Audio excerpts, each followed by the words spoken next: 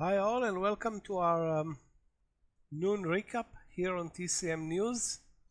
We were expecting a choppy market, but I have to say that this is one of the most uneventful trading days in the recent months.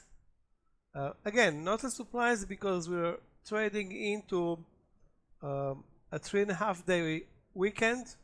We have no news on the agenda today, and we have the Fed Chairman Powell speaking at 9:30 in the morning tomorrow. So why would anybody, move or do any aggressive moves? We don't have any earnings, so no news, no earnings. The markets are at all-time highs. The chairman is speaking tomorrow, and we have the non-farm payrolls on Thursday. Looks like, again, if there's not going to be any wind, backwind or headwind from the Trump administration, I don't see us moving much this week.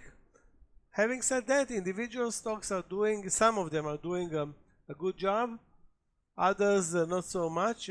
We really don't see big moves today, but there are a couple of winners. Let's start with the Nasdaq winners. And if you remember, guys, in the pre-market we talked about Robinhood, PLTR, Oracle, and Google. So Robinhood was at that point pretty much like 4%. It's now up 9% at all-time highs. If you remember, after the IPO it was at 85. Now clearly broke that level, 90 plus.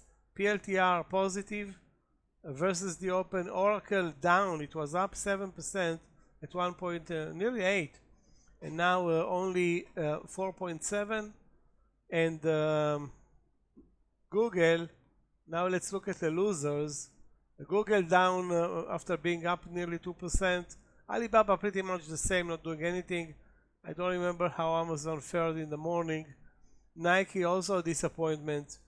So no continuation at this point on that 70 breakout, and move to 74 Friday with a 15% gap up and go. And today it's like losing 1%. Of course, it's not a big deal, but we were expecting maybe more. Maybe that's a lot to expect from a retail stock that actually had problems, and the earnings weren't as good as the numbers were. I mean the 15% outcome.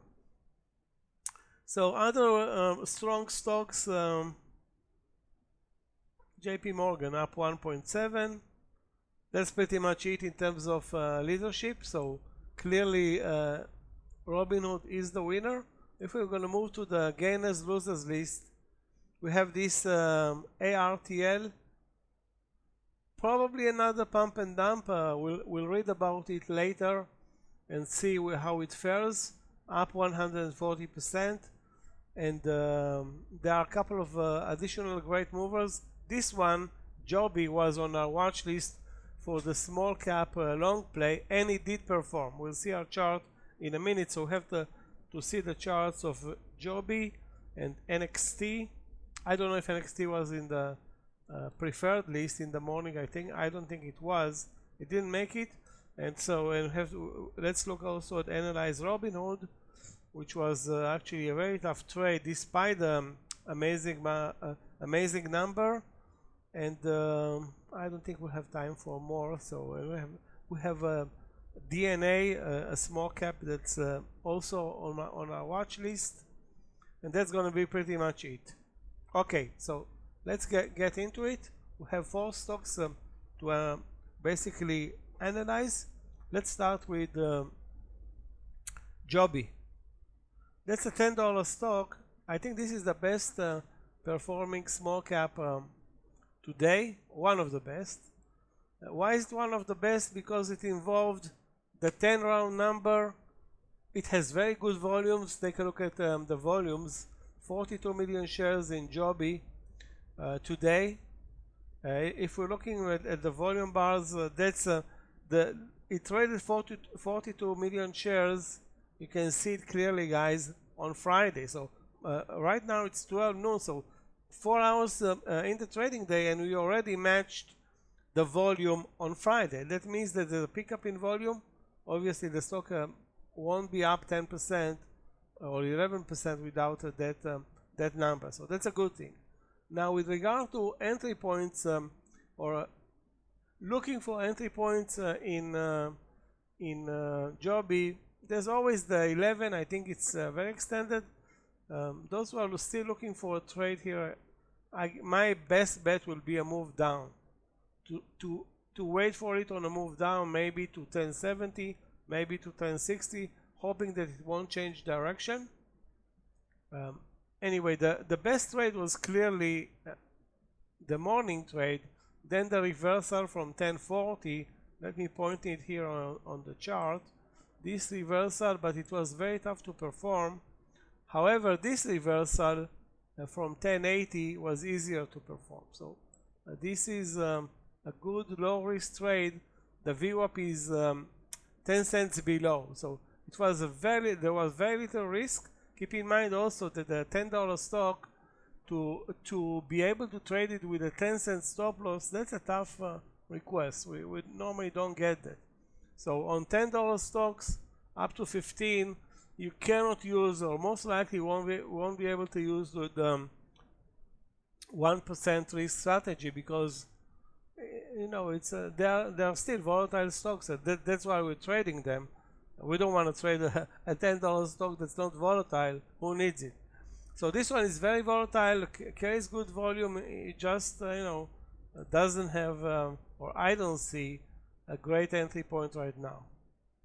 So should be on your watch list. Another very nice mover, although it started red, almost 10%. NXT, that's a stock that belongs to the clean energy sector. And I don't know if this is wind energy or solar energy or both. That's a Chinese company. And it started, as you can see, guys, on the daily chart with a big gap down. You can see the big gap. Good volume. It trades, well, you know what, okay volume. Let's not call it good. It's also a bit spready, but a clear uptrend. And now if we move along and look for entries here, okay, that's a stock that can move a lot, and the reversal from the 44 level using the VWAP could have been or was a very good entry point, and very low in terms of risk. With regard to new entry points, I just don't see right now. We had a nice move over 50 up to 55. That's a 1% move.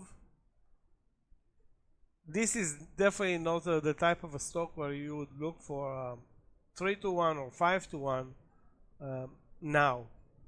That's what I'm thinking. So it doesn't fit, obviously, our aggressive strategy, but it can fit looking for trades that are round number trades with relatively tight stop losses, and you're looking for a reasonable target, which is 1 to 2%. 1% in this environment, it's a lot, because again, it's a lunchtime. None of the stocks have earnings. No reason to move a lot. The SPY or the Nasdaq are not doing anything as well. There are no drivers in this market right now, and we're basically heading this land session with very little momentum, which is fine. Again, we are at all-time highs. If you watch the S&P 500, and I will show it in a bit. But let's move on to Robinhood and DNA, and then we'll watch the S&P. Robinhood. This is one of the, I have to say, one of the trickiest trades today for day traders. Very, very tricky. So what happened in Robinhood? Basically, the stock established a new high, as you can see here, over 89. It was rejected and then broke under the lows. So it showed like it's probably changing direction. Guess what? The buyers came in here at the lows or above 86, and the stock drove from 86 to 90 and above. This is a very nasty intraday reversal that's very hard to predict. And again, what triggered this? How many minutes? This is a 6 minute, 2, 4, 6, yeah, 6 minute sell-off. I don't know what triggered. Maybe obviously there was a pickup in volume, so maybe there were some intraday news with regard to Robinhood. You can see the increased volume, the leg down while everybody is looking for an entry long, and then it turned around. I have to say that anybody that was in this trade and lost money feels kind of cheated right now, and you know, what can you do? Nothing other than complain a bit, but there's no one no one's home. So the other option was again either to look for a trade at the round numbers 88, 89, and if it pulls back, obviously that's the place to look for a trade. Take a look at guys at the daily chart. Very, very nice. The stock is on an in an uptrend since it hit 30 in April, and now it's at 90. So that's 200% move. 30 to 90 That's cannot say anything about this stock. It's going places. Robinhood is one of the best performers in the Nasdaq this year. And again, it does not belong to the Nasdaq 100 because it's a financial stock, but nevertheless it delivers amazing moves. We discussed it plenty of times. The last stock that I wanted to talk about is DNA, another small cap that's a $20 stock. It is now at the highs of the day. Why I want to discuss it is because it has a clear uptrend. It's over the VWAP all day.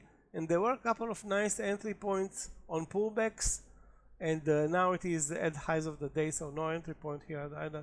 I won't suggest to anybody to buy this stock at 1140, while a good entry could have been 1105, not to mention prior. So again, very strong, but in terms of looking for entry points, nothing. If I'm talking about my other list or our other list, which is the power list, it has right now, as of noon, let me see if I can show it to you guys. Can I show it to you? No, I cannot show it to you. Sorry about that. Cannot show it to you now, but it has only 4 stocks.